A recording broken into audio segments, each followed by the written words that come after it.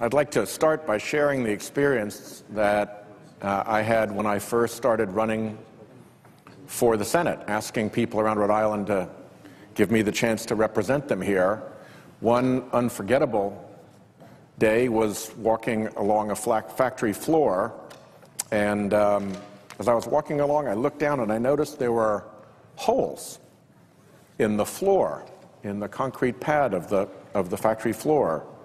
And I asked, why are the holes there? And they explained, oh, well, we used to have manufacturing machinery here. Those are the bolt holes.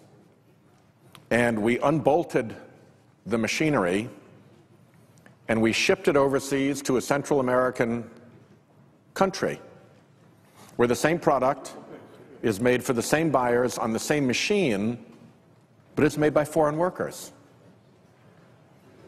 That's the memory that I have when I think about these trade agreements. And it's not just that one machine that went overseas. Rhode Island, not a big state, has lost more than 50,000 good-paying manufacturing jobs since 1990.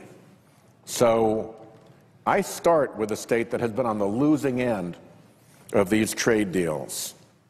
People say that they're going to enforce the environmental and human rights and labor and safety requirements of these agreements. I haven't seen it.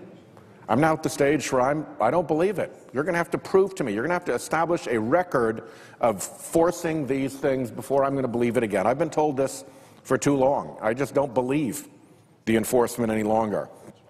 And I got to say, I don't like the process very much either. It is secret. We are kept out of it.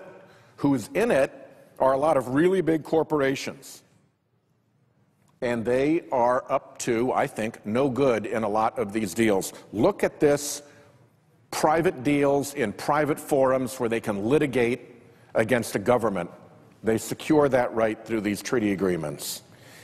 It is outrageous. First of all, a lot of it is done for the sake of pollution. It's the big folks. It's Chevron, ExxonMobil, Dow Chemical, and Cargill, who brought nearly 600 disputes, pursuing billions of dollars in damages against governments.